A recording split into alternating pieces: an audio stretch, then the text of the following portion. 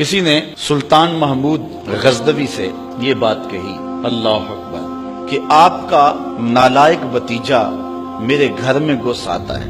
یہ بات کسی بڑھیا نے کہی حضرت سلطان غزنوی سے کہ آپ کا نالائق بھتیجا میرے گھر میں گھس آتا ہے اور میری بیٹی جوان ہے، بس اس کے آگے میں کچھ نہیں کہنا چاہتی۔ تو حضرت نے فرمایا کہ جب وہ بدبخت دوبارہ تمہارے گھر میں آئے تو مجھے فوری اطلاع کر دینا، اور اپنا خصوصی کوئی کوڈ ورڈ دیا کہ جب اس کے ساتھ تو آئے گی تجھے کوئی میرے تک پہنچنے میں رکاوٹ نہیں بنے گا، تو پھر میں انصاف کے تقاضے پورے کروں گا۔ 2-3 دن گزرے، بڑھی آ گئی، رات کا موقع تھا، سلطان اٹھا، تلوار لی اور ساتھ چل پڑا۔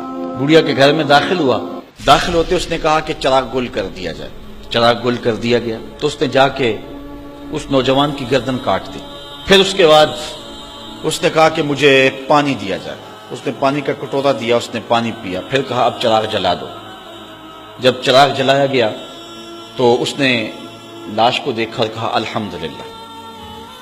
بڑھیا نے کہا کہ مجھے بتائیں کہ آپ نے یہ 3 کام بڑے عجیب کیے ہیں، جب آئے ہیں تو چراغ بند کروایا ہے، پھر پانی مانگا ہے، اور پھر الحمدللہ کہا ہے۔ تو بادشاہ نے ٹالا، کہا کہ اس راز کو راز رہنے دیا جائے، لیکن بڑھیا ضد کر گئی۔ تو بادشاہ نے کہا سنو کہ تم نے کہا تھا کہ آپ کا بھتیجا ہمارے گھر میں گھس آتا ہے اور میری بیٹی جوان ہے، تو جب میں تمہارے گھر داخل ہوا تو میں نے چراغ اس لیے بجھوا دیا تھا کہ کہیں عدل کے تقاضے پورے کرنے میں رکاوٹ نہ بنے اور بھتیجے کا چہرہ مجھے انصاف کرنے سے روک نہ دے، تو میں نے اس لیے چراغ بجھوا دیا۔ کہا بات سمجھ آ گئی۔ تو کہا آپ نے جب چراغ بعد میں روشن کروایا تو الحمدللہ کیوں کہا؟ کہا کہ میں اس دن سے پریشان تھا کہ میرا خون اتنا گندا ہو گیا کہ بادشاہ کا بھتیجا ہو کے ایک بڑھیا کے گھر میں جا کے یوں زیادتی اور ظلم کرتا ہے، لیکن جب چراغ جلا روشن ہوا تو وہ میرا بھتیجا نہیں تھا، وہ کوئی اور تھا، صرف ہمارا نام استعمال کرتا ہے۔ تو میں نے کہا الحمدللہ، یا اللہ تیرا شکر ہے کہ میری نسل اتنی گندی نہیں ہوئی ہے۔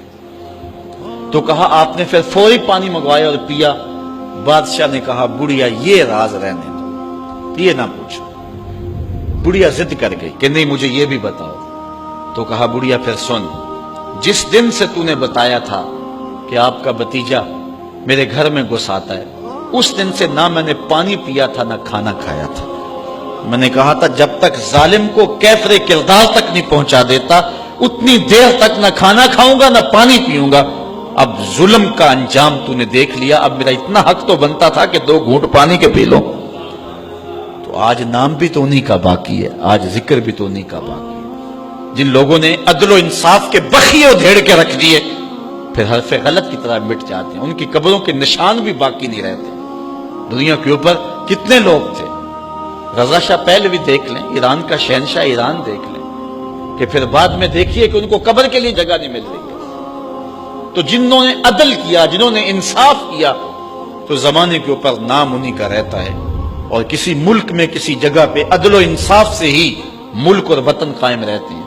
الملک یدوم بالکفر ولا یدوم بالظلم، ملک کفر سے تو قائم رہ سکتے ہیں لیکن ظلم سے قائم نہیں رہتے۔